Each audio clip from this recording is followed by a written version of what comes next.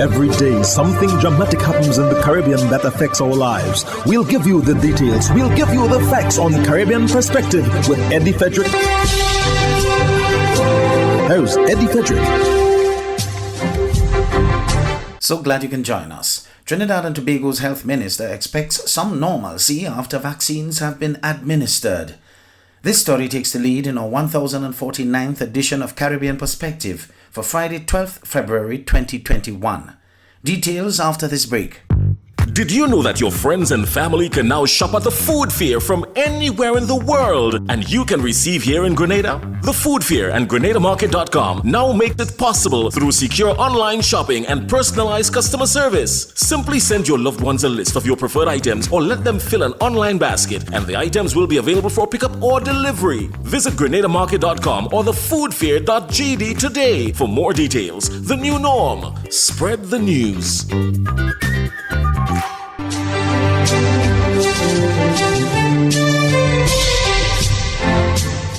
Welcome back. The Ministry of Health says a return to some semblance of normalcy is on the horizon with the pending arrival of the first shipment of COVID vaccines. Health Minister Terence Singh said that at some point, even nightlife will once again be a possibility, but only if people are vaccinated. Vanessa Cutting of TV6 News has the details from the Ministry of Health's news conference. Global statistics show a promising trend as countries around the world continue the rollout of their COVID vaccine programs. Average daily cases are just above 250,000 around the world. It has dropped from a peak of 800,000 just a few weeks ago. And now we are down to about 270,000 cases around the world. That is very good news, very good, encouraging news.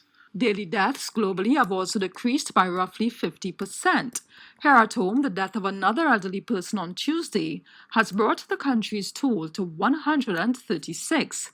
But the minister has cause to hope that in the near future, our numbers will be much fewer. I am absolutely pleased by the amount of people who are contacting me almost every single day to access the vaccination in their neighborhoods, in their businesses, and so on. Trinidad and Tobago can expect its first shipment of vaccines in late February into early March. But the vaccines promise to bring much more than just a level of immunity. The social interaction that we have been craving and missing for the past 10 months, we can start to have some of that again. And the last parts of the business community, like nightlife and so on, we can look favorably at reopening those things. But to do that, we must get a certain number of people vaccinated so we could control the virus. But the health minister warns the vaccine is not a magic bullet, and as such, several factors have to be considered in the lifting of further restrictions. It will depend on, yes, the number of vaccines, 2, the number of cases, 3, the number of fatalities, 4, the robustness of the healthcare response. So it's all of those factors that we take into account before we decide on any measures to implement or measures to roll back. At this time, there is also no official position on whether proof of COVID vaccination will be required for persons to enter this country. The borders have to be reopened at some point in time. Whenever that is, that conversation will start then. But we are already preparing, just like we do for yellow fever. If someone wants to travel, they can get their international vaccination card to show that they have been vaccinated, so that any country that wants proof of that, you will have it. But it is something we are actively working on, but we don't have a concretized position on it yet. We will be considering that in tandem with WHO's requirements. Vanessa Cutting, TV6 News. A judge in Trinidad is asked to consider whether or not the automatic denial of bail to someone charged with murder is unconstitutional. TV6's Marlon Hopkinson has the details. Justice Joan Charles is being asked to consider, for example, If a father were to decide to track down and kill the person who raped and murdered his only daughter, should he be held to the same level of accountability as a cold-blooded contract killer who takes other people's lives in exchange for money? And what about in the event of a home invasion, in which gun-toting criminals enter a person's private space and were, instead of harming the family, fatally wounded by the homeowners? Justice Charles was called upon today to take such situations into consideration in determining whether the automatic denial of bail to some people charged with murder was unconstitutional. The constitutional claim was brought by a former murder accused, 39-year-old Aki Charles, who spent 9 years on remand for murder, only to have the charge dismissed in the magistrate's court in May 2019 after Chief Magistrate Maria Busby Earl Caddell upheld a no-case submission. Bringing the claim on his behalf was former Attorney General Anand Ramlogan SC, along with attorneys Renuka Rambajan and Ganesh Sarup. In his submissions, Ramlogan said the claim had nothing to do with those on murder charges getting bail, but rather with them being allowed the right to apply for bail. Based on the individual circumstances, then the judicial officer before whom the application is made can either deny or grant bail given the merits of the case. Ramlogan said if this case succeeds, it does not mean that every murder accused would be entitled to bail or will get bail. That has not happened in countries where defendants can apply for bail, such as the United Kingdom, Australia, St. Lucia, and Barbados. He said the grant of bail in murder cases would always be reserved for exceptional cases, where the accused poses no threat to society, for example, crimes of passion and provocation, domestic disputes, or a revenge killing against someone who kidnapped, raped, and murdered your only child. Ramlogan stated it was an arbitrary exercise of power by the legislature to take away all such discretion from the courts when it comes to the charge of murder. He said it is also a violation of the doctrine of separation of powers, and there is no reason why we cannot trust judicial officers to grant bail where they see it fit.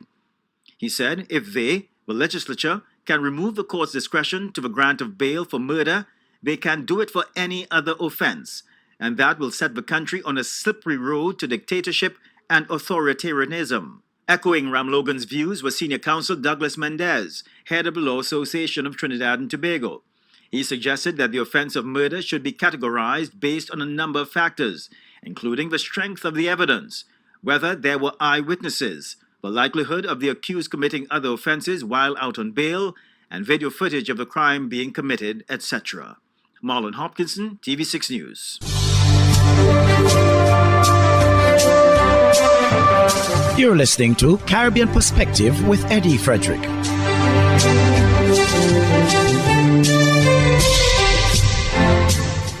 St. Lucia's Health Minister Mary Isaac admonishes the media there over the COVID-19 coverage. Solage Alfred of HTS News Force reports. Minister for Health, Mary Isaac, ahead of the planned rollout of the island's COVID-19 vaccination program. A barrage of questions was thrown at Senator Isaac outside Parliament on Tuesday ahead of the Senate sitting with the motion on the extension of the state of emergency until May 2021 down for debate. Isaac was probed on the status of the immunization drive given the perceived proactive approach of neighboring islands like Dominica and Barbados, which have already begun receiving vaccine doses this week. I do not know what systems these other countries have to verify the authenticity of the vaccine. For us, we have to go through the mechanism because that is where we will be able to ensure that the vaccine is approved, is an approved vaccine. Okay? We are hearing about a lot of vaccines right now, but as far as we know, the one that is approved to be distributed in the Caribbean so far is AstraZeneca. The others are still have components of the others that they are dealing with, as far as I know. Last night in the House, Tourism Minister and Chair of the Command Center, Dominic Fede, said that we would be getting 185,000 doses of the AstraZeneca vaccine from India. Mm-hmm. Is that something that you are aware of? Regardless of where it's coming from, I am aware of all the, the different avenues that the vaccines are going to be supplied from. But regardless of where it's coming from, the chances are it will go through the COVAX mechanism. The rising COVID-19 death toll and the staggering number of cases have spurred a measure of consternation among some members of the population, but Isaac is standing on the government's management of the crisis. We are giving the correct information as far as and as much as we can, because when you are looking at health issues, like I said, you have ethical issues also to consider. People do not want us, and it is not right for us to be out there saying, Miguel, somebody, I'm always picking on Miguel, sorry, somebody died of this and that, but the person also had COVID. We cannot say that. You understand? What good will it do for you to know that the person passed because of something other than COVID, it was COVID and all of that? These are just semantics.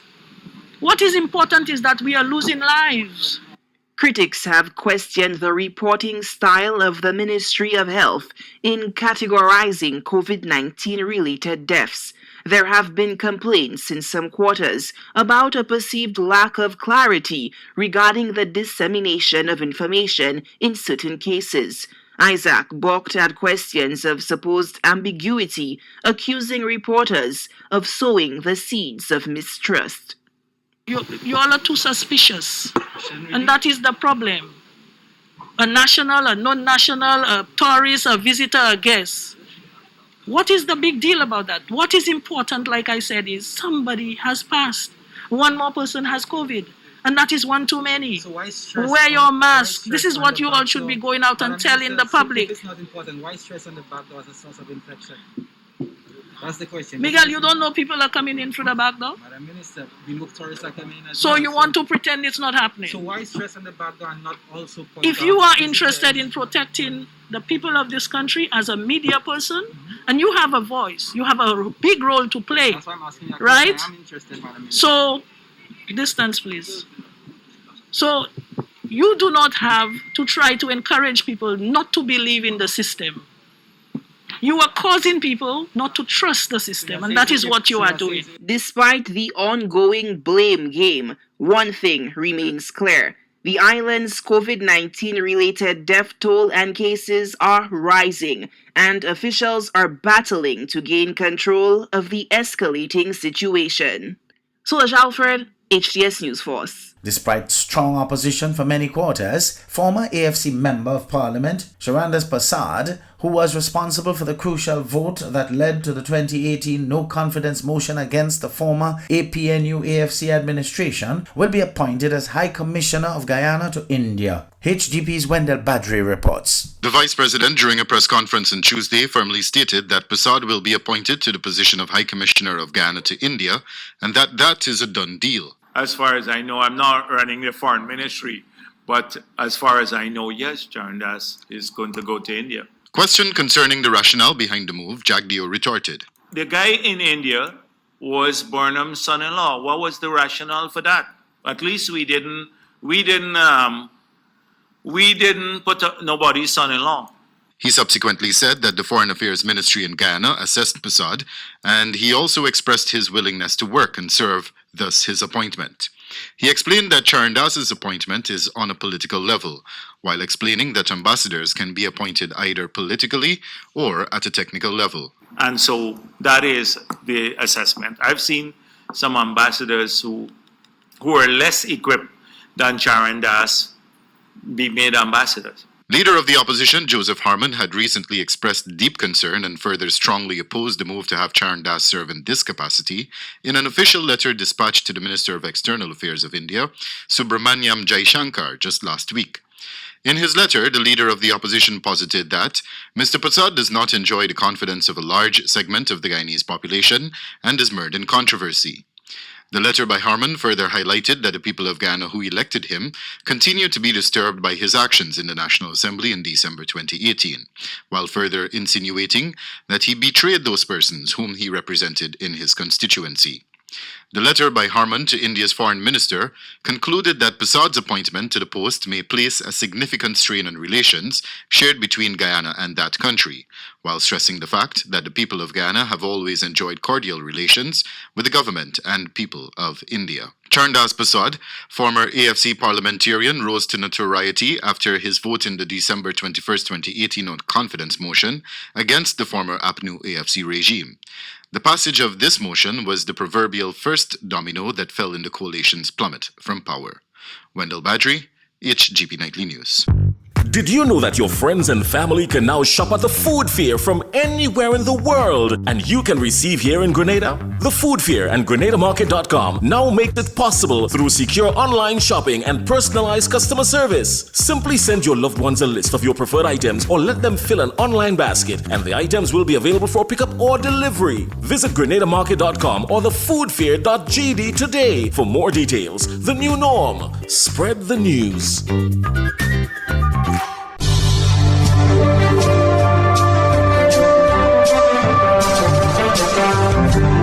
I am Eddie Frederick, wishing you a restful weekend. This has been Caribbean Perspective, a whole new approach to highlighting developments in the Caribbean. In the meantime, please continue to log on to CaribbeanPerspective.com for more daily news and more.